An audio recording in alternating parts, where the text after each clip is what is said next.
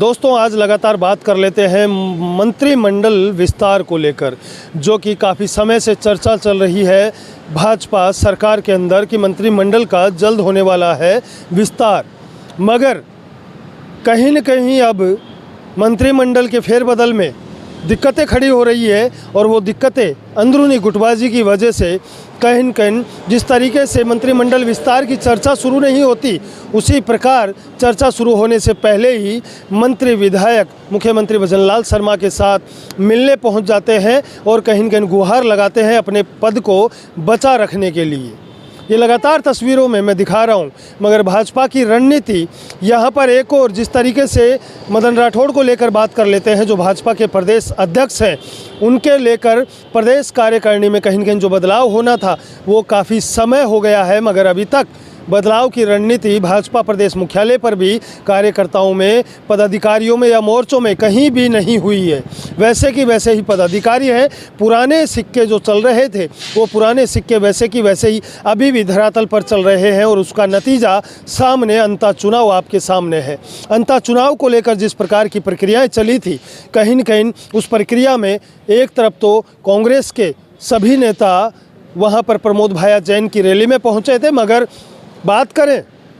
सुमन जो कि भाजपा के प्रत्याशी थे उनकी रैली की, तो वहाँ पर वो अकेले ही धरातल पर लड़ते नजर आए। मगर जब महारैली हुई, जो कि चुनाव के दौरान एक लास्ट रैली थी, उस दौरान वहाँ पर अगर पहुँचे थे तो मुख्यमंत्री वसुंधरा राजे पूर्व और बता दूं कि मुख्यमंत्री भजनलाल शर्मा दोनों नेता वहाँ पर मौजूद थे। मगर नतीजा सामने जब आया तो वहाँ पर भाजपा तीसरे मोर्चे पर खड़ी मिली और नरेश मीणा निर्दलीय प्रत्याशी जो थे वो दूसरे मोर्चे पर खड़े मिले और प्रमोद जैन भैया ने वहाँ पर जीत हासिल की। मगर अभी मंत्रिमंडल के विस्तार को लेकर जिस प्रकार की चर्चाएं चल रही थी, मगर ये केवल चर्चाओं तक सीमित है। मंत्रिमंडल का विस्तार अभी तक तय नहीं कर पा रहे कि किस मंत्री को हटाया जाना चाहिए और किस मंत्री को नया पद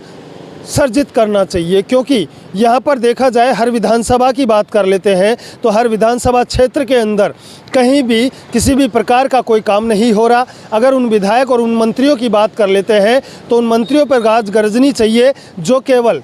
अपना पद लेकर बैठे हुए, ना क्षेत्र में जाकर कोई काम कर रहे हैं और ना ही उनके जरिए कोई काम हो रहा है। अगर देखा जाए अंदरूनी बात, सूत्रों के मुताबिक पता चला है कि भाजपा प्रदेश मुख्यालय से लेकर भाजपा का एक कार्यकर्ता कहीं न कहीं वो भी परेशान है। और वो परेशान इसलिए है क्योंकि जब सत्ता में पार्टी नहीं आई थी तो सत्ता में आने से पहले हर कार्यकर्ता की एक भावना थी कि सत्ता में आने के बाद हमारे कुछ काम होंगे, मगर आज उनके भी कोई काम नहीं हो रहे हैं। ये हकीकत और सच्चाई है जिसको नकारा नहीं जा सकता, क्योंकि सूत्रों के मुताबिक पता चला है, सूत्रों ने बताया है कि हम लोग सभी परेशान हैं और कुछ भी काम धरातल पर नहीं हो रहे, ना ही कार्यकर्ताओं के काम हो रहे हैं। भाजपा प्रदेश मुख्यालय की बात करूं तो ना कार्यकारिणी में बदलाव हुआ है और ना ही प्रदेश मुख्यालय के अंदर बदलाव हुआ है। जो का त्यों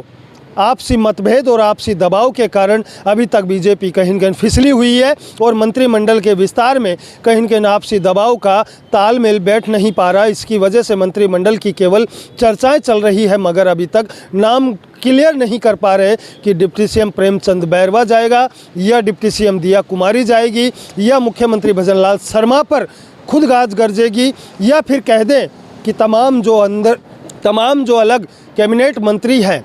जाबर सिंह खर्रा हो गए, कन्हैया लाल चौधरी हो गए, सुरेश रावत हो गए, या तमाम और भी नेता हैं कैबिनेट मंत्री, उन पर गाज गरजेगी और गरजेगी तो फिर बनेगा कौन कौन। क्योंकि यहाँ पर डॉक्टर किरोड़ी लाल मीणा जो कि कृषि मंत्री हैं, उनका नाम कहीं न कहीं हो सकता है डिप्टी सीएम पद पर आए। तो देखना होगा कि अभी तक मंत्रिमंडल के फेरबदल में केवल चर्चाएं तक सीमित है, मगर मंत्रिमंडल के विस्तार में इतना दबाव क्यों, और दबाव है तो फिर किस कारण दबाव है। क्या मंत्रियों को बदला नहीं जा रहा, या मंत्री नहीं चाहते कि इनका फेरबदल जरूरी है? क्योंकि अभी तक के कार्यकाल में कोई भी काम धरातल पर नहीं आया है। देखते रहे द पिंक सिटी न्यूज़ के साथ सुभाष बैरवा, जयपुर।